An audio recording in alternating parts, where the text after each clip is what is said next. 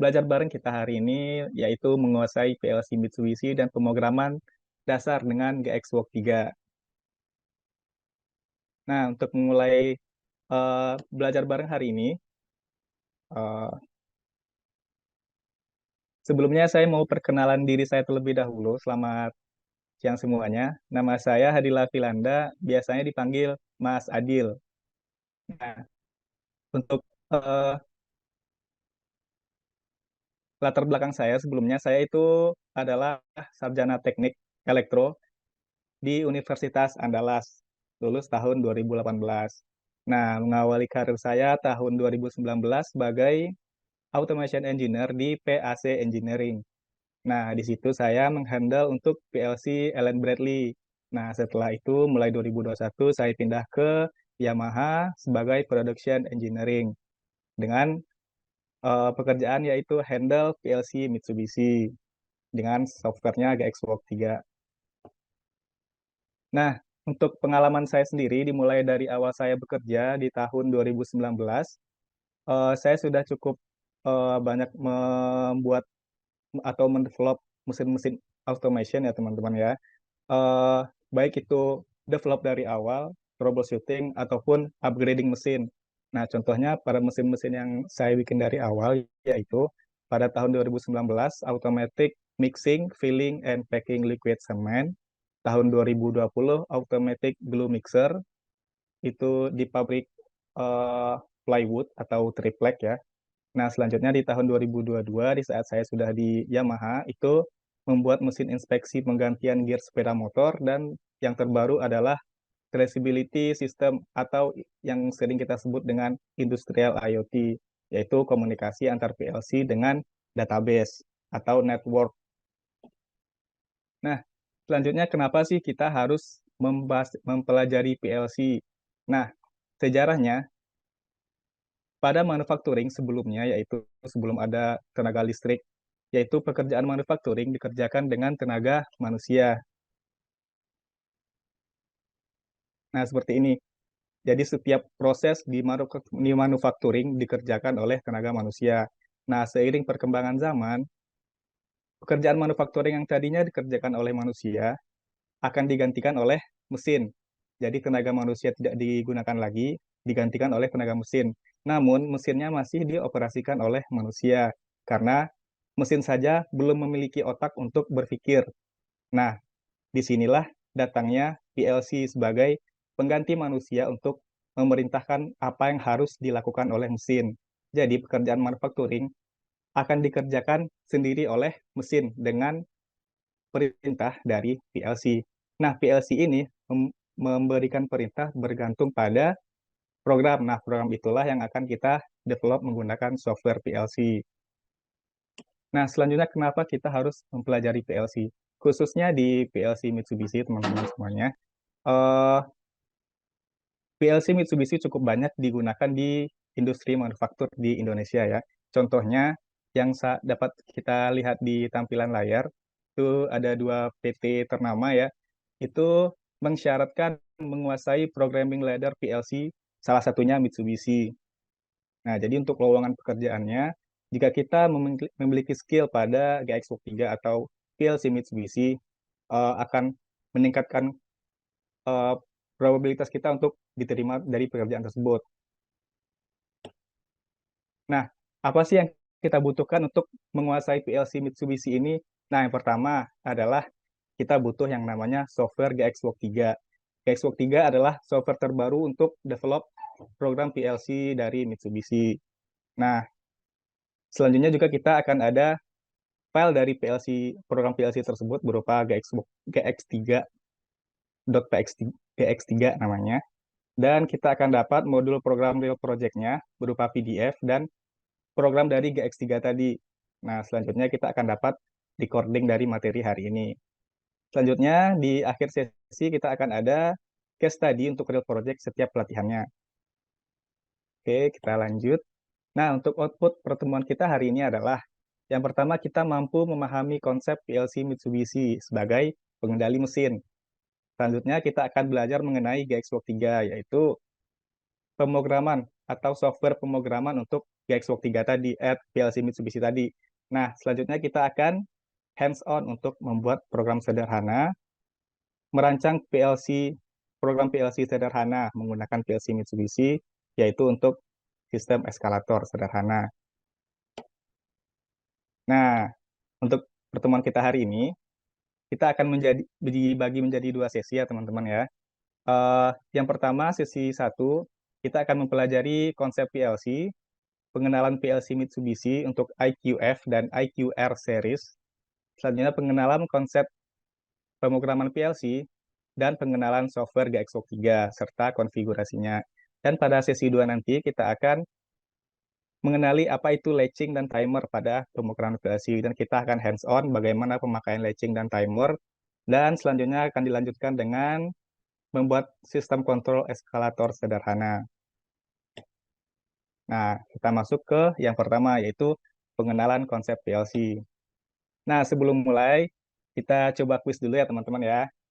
Eh, Selagi menunggu kuisnya ditampilkan, teman-teman bisa, jika ada pertanyaan, bisa dituliskan di kolom Q&A ya, teman-teman ya. Kalau ada pertanyaan, nanti bisa kita jawab.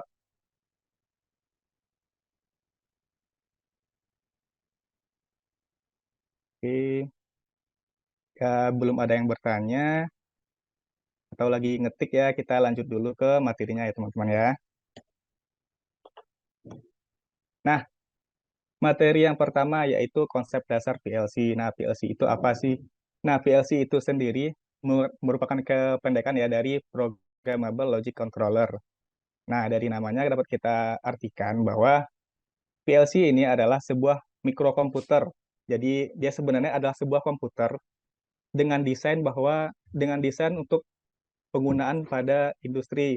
Nah, penggunaan pada industri maksudnya adalah sebuah device ini akan tahan terhadap environment dari pabrik misalnya seperti eh, kondisi berdebu, kondisi getaran, kondisi panas di mana itu tidak akan disanggupi oleh komputer biasa ataupun industrial PC sekalipun.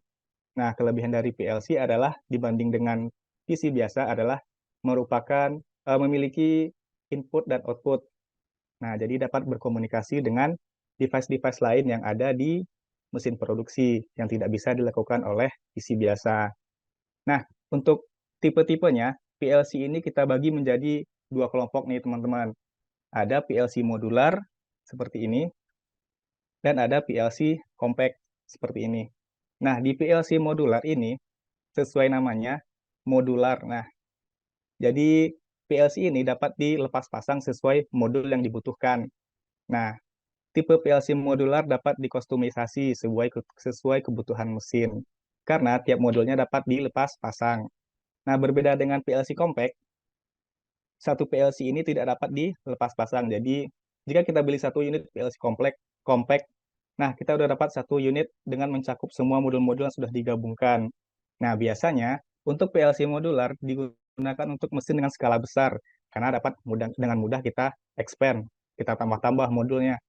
Sedangkan pada PLC compact seperti ini, kita akan kesulitan untuk kostumisasinya, karena tidak ada modul yang gampang untuk dilepas pasang. Walaupun yang compact sekarang udah ada, cuman akan sangat terbatas untuk penambahan modulnya. Nah, kita lanjut masih ke konsep dasar PLC. Nah, sebelumnya, pada saat sebelum adanya PLC, sistem kontrol itu kita mengontrol sebuah mesin menggunakan relay. Nah, relay ini jika disusun akan menjadi seperti ini, teman-teman. Akan sangat banyak dan kabelnya sangat rumit.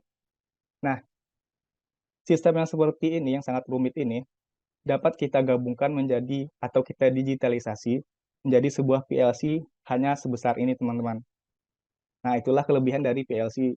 Kita bisa mendigitalisasi semua relay yang banyak ini menjadi satu unit device saja. Jadi akan hemat untuk biaya pemasangan, biaya alat, biaya wiring, dan segala macamnya menjadi satu unit PLC saja. Nah, selanjutnya kita akan lanjut ke komponen penyusun PLC. Nah, coba lihat di gambar ini ya teman-teman ya. Coba lihat di bagian yang saya lingkari kotak warna merah. Nah, ini adalah PLC. Nah, PLC itu terdiri dari beberapa modul di dalamnya sebenarnya. Yang pertama kita lihat di sini ada modul interface, input interface, juga ada output interface. Nah, modul input interface ini akan berkomunikasi dengan device-device input. Apa itu device input? Contohnya relay kontak, select switch, push button atau tombol. Nah, juga ada output interface. Apa itu output interface? Ada kontaktor, lampu, atau solenoid, atau motor, dan segala macamnya. Atau aktuator lah yang biasa kita bilang. Nah, pada PLC ini juga kita punya prosesor. Nah, prosesor inilah yang akan mengeksekusi program. Nah, di mana program itu disimpan pada memori. Nah, memori ini akan menyimpan program dan akan terhubung dengan PC kita untuk programmingnya, yaitu GXbox 3. Oke, kita lanjut ke arsitektur dan modul input dan output pada PLC. Nah, yang pertama, arsitektur dari PLC itu adalah power supply. Nah, tanpa power supply, PLC tidak akan bisa dinyalakan. Nah, mayoritasnya PLC ini beroperasi pada listrik 24 volt DC ya, teman-teman ya. Jadi, kita butuh sebuah power supply untuk mengubah listrik dari PLN ke 24 volt DC menggunakan power supply. Nah, karena kita mempelajari ada dua tipe PLC, PLC compact dan PLC modular. Nah, di sini akan kita perlihatkan di mana sih power supply di PLC compact dan PLC modular. Nah, yang pertama PLC compact nih, teman-teman. Untuk PLC compact, kita contohkan di sini adalah FX series dari Mitsubishi. Nah, bentukannya adalah seperti ini jika kita jabarkan sketsanya. Nah, untuk power supply itu ada dua port di sini, teman-teman. Biasanya di paling ujung sebelah kiri itu ada logo L dan N. Nah, untuk logo L dan N itu biasanya adalah untuk listrik 220 volt AC. Nah, sedangkan pada PLC modular itu terdiri dari satu modul full seperti ini, teman-teman. Nah, inilah yang akan kita koneksikan ke listrik PLN. Biasanya di modular, PLC power supply itu pasti diletakkan di paling sebelah kiri, teman-teman. Nah, untuk device yang selanjutnya, modul selanjutnya yaitu CPU atau Central Processing Unit. Nah, pada PLC Compact, kita tidak bisa lihat modul CPU-nya seperti apa, karena sudah digabung menjadi satu modul. Nah, yang dapat kita lihat dari CPU-nya adalah dua port untuk komunikasi dengan PC kita atau software atau GXbox 3. Nah, biasanya koneksi dengan PC itu menggunakan Ethernet port atau USB port. Nah, disinilah kita menghubungkan PC dengan PLC. Pada PLC modular, eh, modul CPU itu terdiri dari satu modul seperti ini, teman-teman. Nah, dia akan dipasangkan di sebelah power supply. Nah, tadi kita udah belajar CPU dan power supply. Nah, dengan CPU dan power supply saja, kita sudah bisa menyalakan satu buah PLC untuk untuk processing saja. Nah, tanpa ada modul lainnya, kita tidak dapat berkomunikasi dengan device di luar PLC. Nah, untuk berkomunikasi dengan device di luar PLC, kita menggunakan modul input dan output. Nah, ini adalah modul tambahan untuk berkomunikasi dengan device di luar PLC. Nah, yang pertama kita bahas modul input digital. Nah, modul input adalah modul yang digunakan untuk membaca sinyal yang diberikan ke PLC, sedangkan modul output modul yang digunakan untuk mengirimkan sinyal ke device di luar PLC. Nah, contohnya modul input adalah seperti limit switch, push button, atau kontak relay.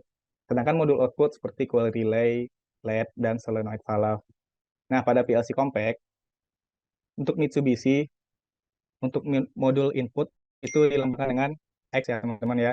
Jadi kalau ada di PLC Mitsubishi, ada X0, X1, X2, dan seterusnya, itu dipastikan itu adalah input. Sedangkan jika kita menemukan logo Y, Y0, Y1, Y2, itu adalah sebuah output. Nah, begitu juga dengan PLC modular juga dilambangkan dengan X dan Y. Cuman di modul PLC modular ini, modul input dan input output ini akan terpisah. Jadi bisa kita sesuaikan apakah kita mau inputnya berapa modul dan modul outputnya berapa modul. kita bisa pasangkan sesuai kebutuhan kita. Nah, selanjutnya setelah tadi kita belajar input dan output digital, nah juga ada yang namanya input dan output analog. Nah, konsepnya sama, cuman perbedaannya adalah pada data tipe yang diproses oleh modul ini. Nah, jika tadi modul digital seperti ini hanya membaca 0 dan 1, nah pada modul analog dapat membaca angka integer, contohnya 0 sampai 64.000 untuk 16 bit. Nah, contohnya untuk modul input, kita punya push button. Nah, ketika push button ditekan, akan mengirimkan sinyal satu ke PLC. Nah, jika I/O analog, contohnya sensor temperatur. Nah, sensor temperatur tidak hanya mengirimkan satu atau nol, tapi mengirimkan data aktual suhu. Nah, itulah yang disebut masuknya data analog ke PLC. Misal data suhunya 30 derajat atau 25 derajat. Nah, bukan satu atau nol lagi. Nah, contoh outputnya untuk eh, modul digital, yaitu salah satunya LED. Nah, ketika LED menyala itu nilainya satu, dan ketika LED-nya mati nilainya nol. Jadi hanya satu dan nol saja. Nah, untuk I/O analog, contohnya adalah driver motor listrik, di mana kita dapat menentukan berapa speed motor yang akan kita jalankan, apakah 10 meter per menit atau 20 meter per menit. Nah, jadi bukan satu atau nol saja. Nah, selanjutnya, addressing I/O pada PLC Mitsubishi. Nah, pada PLC Mitsubishi, untuk dasar kita menggunakan ada beberapa simbol nih teman-teman. Bila bisa dilihat di layar ada X, Y, M, T, dan D. Nah, kita bahas satu-satu. Untuk X dan Y merupakan input dan output nih teman-teman. X sebagai input dan Y sebagai output. Nah, kita juga punya M. M ini adalah internal relay, di mana maksudnya adalah M ini berfungsi sebagai relay, cuman yang hanya ada di dalam PLC dan dapat memproses data boolean, yaitu 0 atau 1 saja. Nah, penggunaannya di Mitsubishi kita menggunakan angka ya teman-teman ya. Jadi misal kita menggunakan M, kita menggunakan M0, M1. Nah, nanti dapat kita lihat di programnya. Selanjutnya ada simbol T, itu untuk timer. Nah, simbol timer ini dapat menyimpan dua data nih teman-teman. Ada data boolean dan data integer. Nah, data booleannya adalah 0 dan 1 untuk menandakan 0 untuk timer belum selesai, dan 1 menandakan timer sudah selesai. Nah, dia juga menyimpan data untuk integer, yaitu 1, 2, 3, yang menyimpan data berapa timer saat ini, udah berapa detik nih, gitu. Nah, selanjutnya ada data D, data register untuk menyimpan data integer, yaitu seperti data analog tadi, 0, 1, 2, sampai 64.000. Nah, sebelum lanjut kita quiz dulu dan Q&A teman-teman. Kalau ada pertanyaan bisa ditulis di kolom Q&A dan bisa dijawab pollingnya.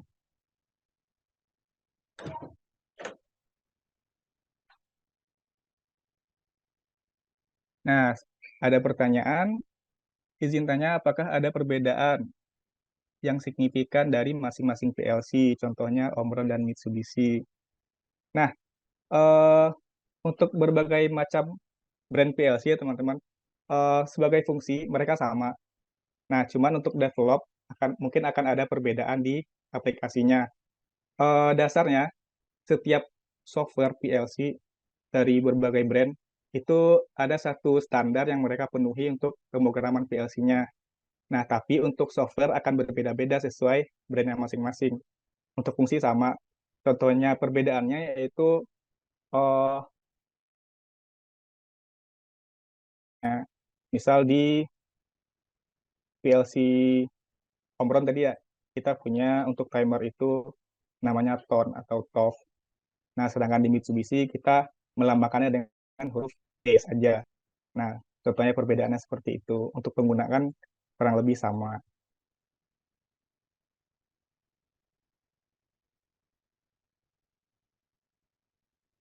Oke, kita lanjut. Untuk pollingnya silahkan diisi ya teman-teman ya. Apa yang dimaksud dengan konsep latching? Nah, bisa dijawab di pollingnya teman-teman. Dan apa yang dimaksud dengan timer bisa diisi di pollingnya. Oke, selagi menjawab, kita lanjut ke materi selanjutnya. Selanjutnya kita akan masuk ke pemrogramannya, teman-teman. Pemrograman PLC dan pengenalan dari GXWorks 3. Nah, di pemrograman kali ini kita akan membahas untuk program di menggunakan ladder ya, teman-teman ya. Jadi yang pertama kita akan bahas konsep pemrograman PLC. Nah, program PLC ini merupakan sebuah replika dari relay. Jadi relay yang banyak seperti rangkaian yang di awal tadi akan digitalisasi, dibikin replikanya di aplikasi, di contohnya di Xbox 3. Nah, contoh kita akan pelajari terlebih dahulu untuk relay, teman-teman ya. Nah, ini adalah kondisi relay saat off, dan ini adalah kondisi relay saat on. Nah, bisa kita lihat saat coil tidak menyala, kontak NC akan nyala, dan kontak NO mati. Sedangkan saat jika coilnya menyala, tadinya aliran listrik ke NC akan berubah ke NO. Jadi kontak yang ada di sini akan berubah. Nah, saat tidak ada daya yang mengaliri coil, kontaknya akan normal ke close. Nah, saat coilnya menyala, akan pindah ke NO. Nah, coil ini adalah beban ya teman-teman ya. Jadi inilah yang akan kita koneksikan ke aliran listrik. Sedangkan kontak itu adalah kontak seperti saklar yang akan mengikuti kondisi coilnya. Jika kondisi coilnya masih mati, dia akan pada kondisi normalnya. Dan jika coilnya menyala, dia akan berubah dari kondisi normalnya. Seperti yang tadi kita normalnya NC. Nah, saat coilnya menyala, dia akan pindah ke NO. Nah, di ladder kita mereplikakan untuk rangkaian relay ini seperti ini teman-teman. Coil itu dilambangkan dengan bulat seperti ini. Untuk kontak NC dilambangkan seperti ini. Dan kontak NO dilambangkan seperti ini teman-teman.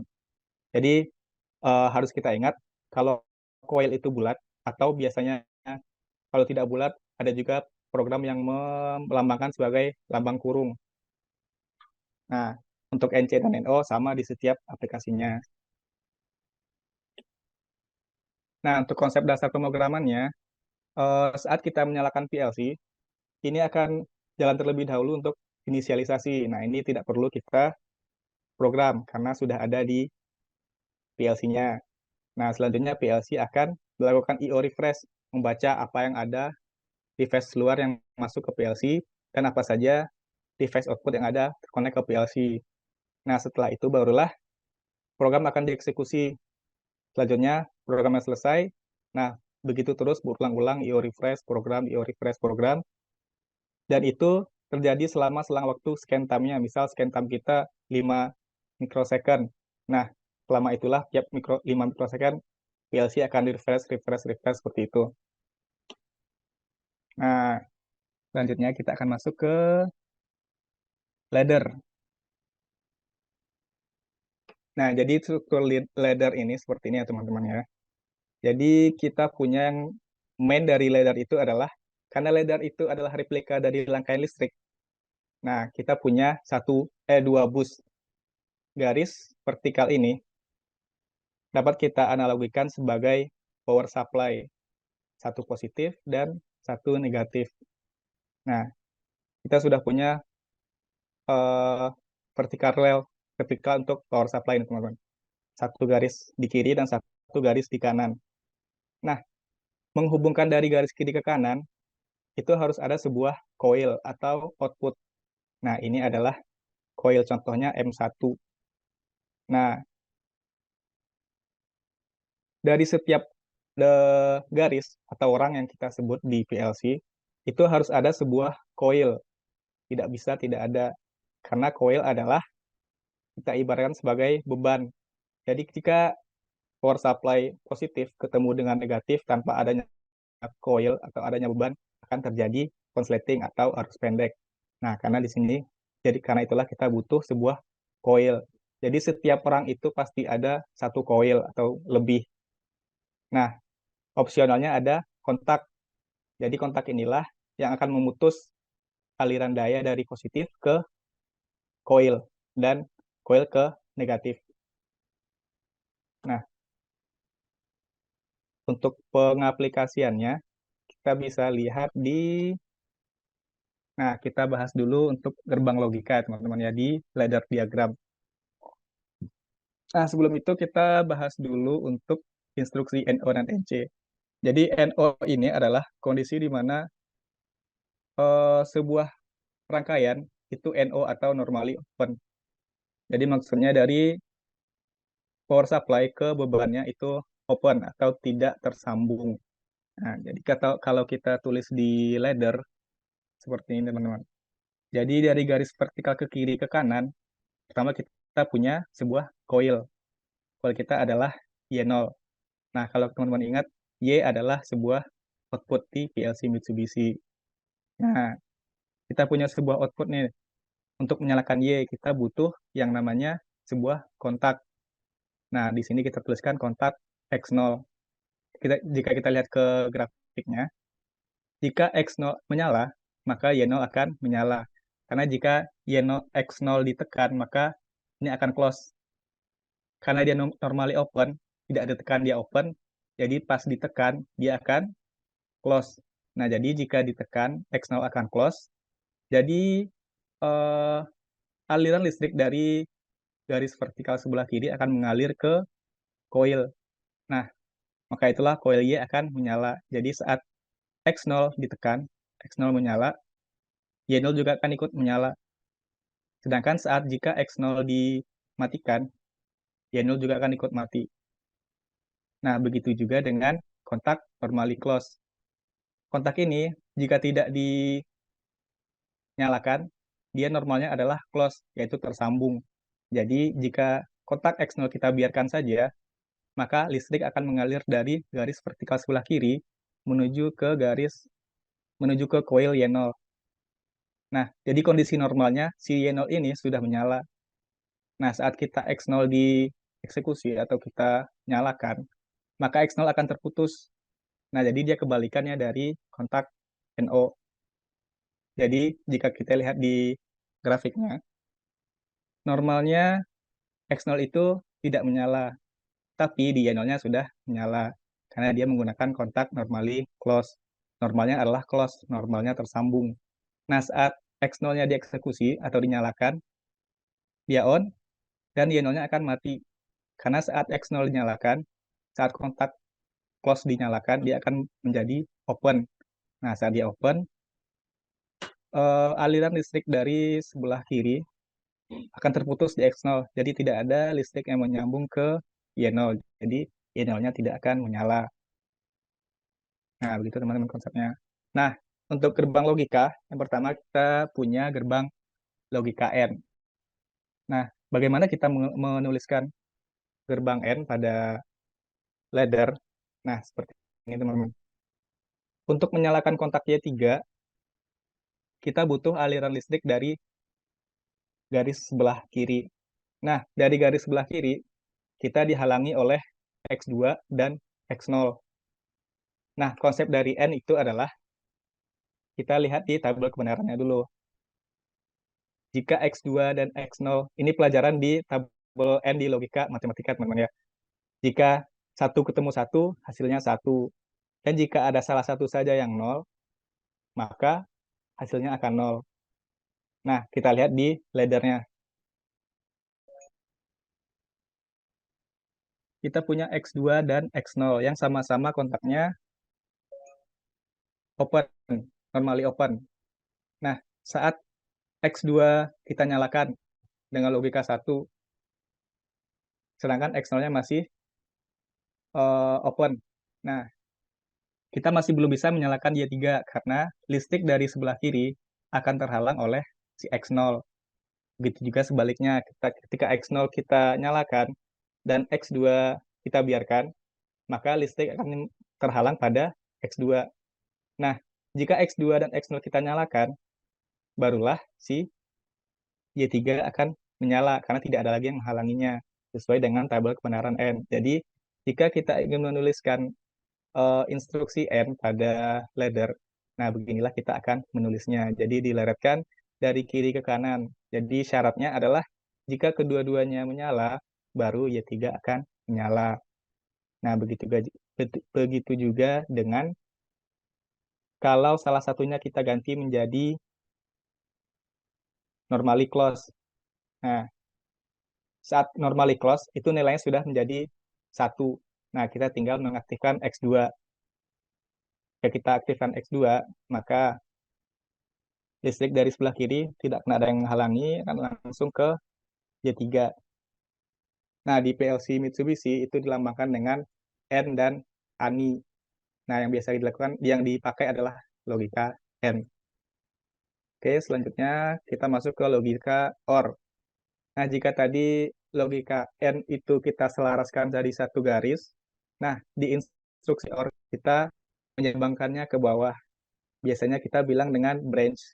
Jadi, untuk eh, logikanya, tabel kebenarannya, jika satu ketemu satu, hasilnya satu, dan jika ada satu di salah satunya, hasilnya akan satu. Satu dan nol jadi satu, nol dan satu menjadi satu, dan nol nol menjadi nol. Nah, kita punya di sini X0 dan X1 yang dirangkai menggunakan branch seperti ini. Nah, logikanya untuk OR adalah, jika salah satu saja satu, maka logikanya hasilnya akan menjadi satu. Nah, seperti ini. Misal kita punya dua kontak open, X0 dan X1. Nah, kita nyalakan si X0. Nah, apakah si Y0 akan menyala? Jawabannya adalah iya. Karena listrik dari sebelah kiri tidak ada yang menghalangi ke Y0. Nah, saat X0 kita matikan dan kita nyalakan X1, apakah Y0-nya akan menyala? Jawabannya ya, menyala. Karena tidak ada yang menghalangi dari listrik sebelah kiri ke Y0. Dia bisa lewat bawah, lewat sini. Set, set, set, set, set. Nah, Y0-nya tetap menyala. Nah, begitu juga dengan tambahan logika dari Mitsubishi, yaitu ORI. Nah, itu di bagian branch-nya diganti dengan close. Jadi salah satu saja kita, untuk normalnya ini sudah menyala karena X2-nya adalah close. Jadi listrik akan mengalir dari power sebelah kiri melalui X2 dan melalui Y1. Nah, itu untuk kontak N dan OR.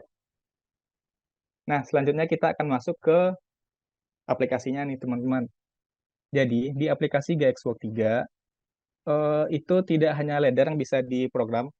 Kita punya, yang pertama itu ladder, yang kedua structure text, bisa kita tuliskan seperti bahasa bahasa yang biasanya kita pelajari di Arduino atau dimanapun, yaitu seperti teks seperti ini. Nah, selanjutnya ada untuk function block, seperti ini tampilannya, teman-teman.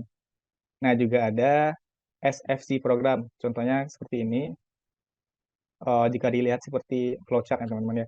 Jadi yang kita bahas hari ini adalah program menggunakan ladder diagram, seperti ini, teman-teman. Nah, sebelumnya kita kenalan dulu dengan aplikasi GXWorks 3. Nah, beginilah tampilan utama dari aplikasi GXWorks 3 nih, teman-teman. Nah, di sebelah kiri ini kita punya list navigasi kita, list program, list device. Nah, di halaman utama kita punya lembar kerja laddernya seperti ini. Dan di sebelah kanan ini kita punya modul yang dapat kita kustomisasi. Jika saya biasanya menggunakan cross reference. Nah, cross reference ini biasanya digunakan untuk melacak pemakaian device karena program yang banyak. Jadi kita bisa lacak penggunaannya di cross reference. Nah, selanjutnya eh, untuk komunikasi data antara PLC dan PC itu ada beberapa istilah untuk di Mitsubishi. Untuk dari PC ke PLC untuk mengirimkan program itu biasanya kita bilang dengan writing data, atau di aplikasinya kita klik write to PLC. Sedangkan untuk mengirim data dari PLC ke PC itu kita pakai istilahnya reading data atau read from PLC. Nah, pada PLC lain juga kadang dipakai istilah upload dan download ya. Jadi untuk kirim data dari PC ke PLC biasanya disebut download, dan dari PLC ke PC biasanya disebut upload. Nah, selanjutnya untuk di Gxbox 3, kita juga punya beberapa mode untuk online-nya, teman-teman. Ada mode read mode, ini kita hanya read datanya saja, read programnya saja. Pada write mode, kita bisa ngedit program nih. Nah, untuk mode monitor, kita dapat monitor mana kontak yang aktif, berapa nilai output yang dikeluarkan. Nah, sedangkan pada monitor write mode, kita bisa edit sekaligus monitor keadaan PLC, mana kontak yang nyala, berapa kondisi aktual, seperti itu. Nah, selanjutnya ini adalah item-item dari ladder diagram nih, teman-teman. Nah, ini adalah item-itemnya, nanti kita bahas di hands-on. Nah, untuk saat ini kita menjalankan PLC-nya menggunakan PLC simulator. Nah, dapat dinyalakan juga dari langsung di aplikasinya. Nah, untuk di navigasi, untuk penyimpanan program, di PLC kita punya beberapa file ya, teman-teman ya. Jadi, kita punya file inisial, scan, fix scan, event, standby, dan no execution. Nah, maksudnya adalah kita mengelompokkan program-program ini kapan akan dieksekusi. Nah, contohnya inisial akan dieksekusi saat PLC hanya menyala saja. Nah, sedangkan untuk program yang akan kita buat akan diposisikan di folder scan. Nah, folder scan ini akan di-scan setiap PLC refresh. Nah, disinilah kita akan menaruh file utama program kita.